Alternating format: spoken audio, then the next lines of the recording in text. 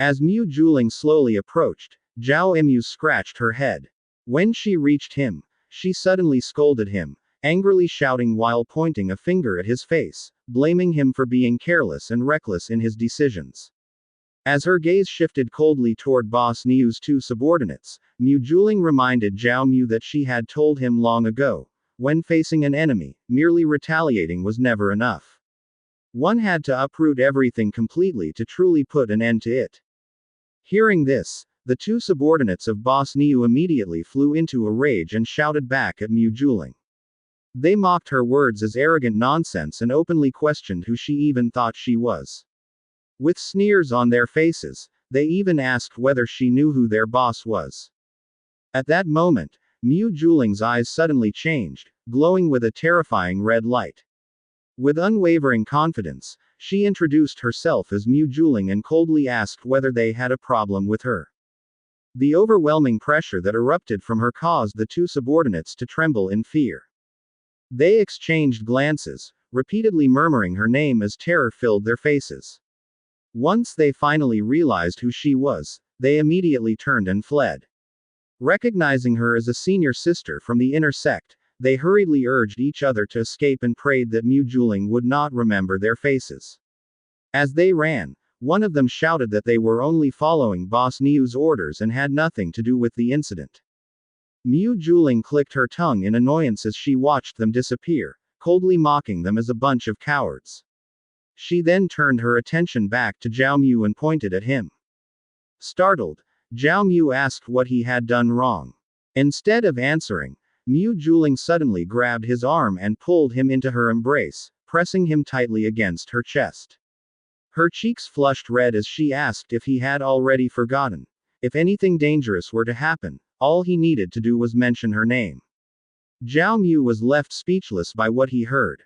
Mu Juling added that it was fortunate she had been there, because if Zhao Mu had died, she would have no one left to marry. Zhao Mu forced a smile as sweat trickled down his face. In his thoughts, he recalled that ever since he had first entered the sect, this woman had been quietly watching him. She was not after his pure yang power. Instead, he confidently believed the real reason was his looks and appearance. Mu Juling of the Saint Yuan Demon Sect clearly possessed a side of her personality that others never expected. Zhao Mu pinched Mu Juling's cheek and agreed with her. Calmly, he said that he was not as easy to kill as others thought.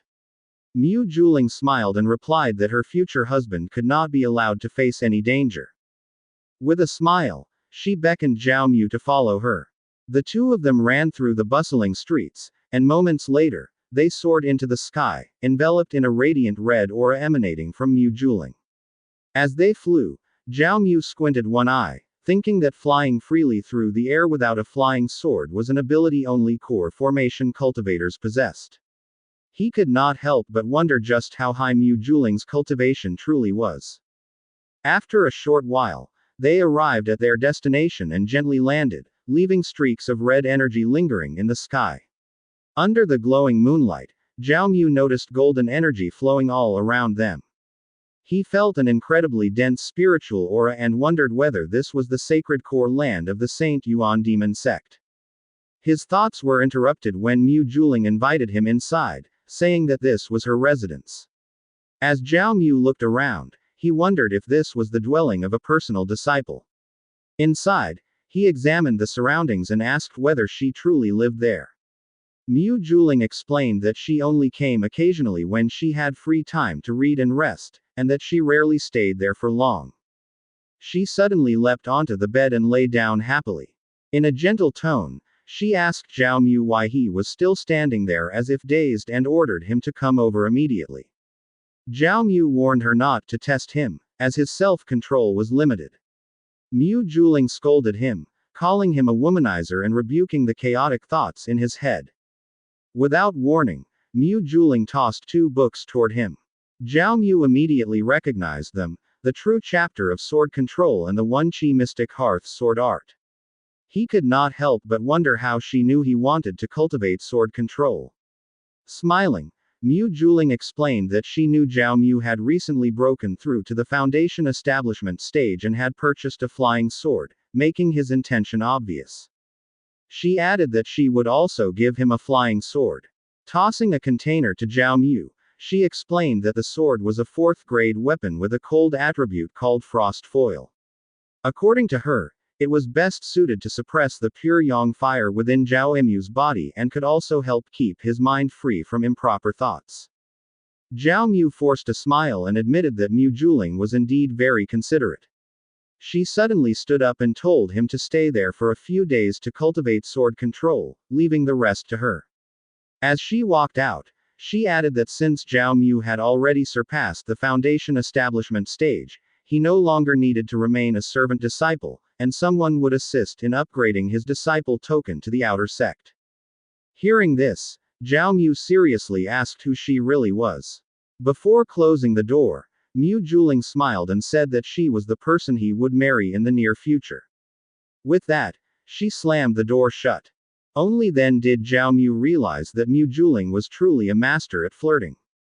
He pushed aside his wandering thoughts and decided that focusing on cultivating sword control was far more important. Sitting down, he began his cultivation using the flying sword, wrapping it in radiant golden energy in his hands.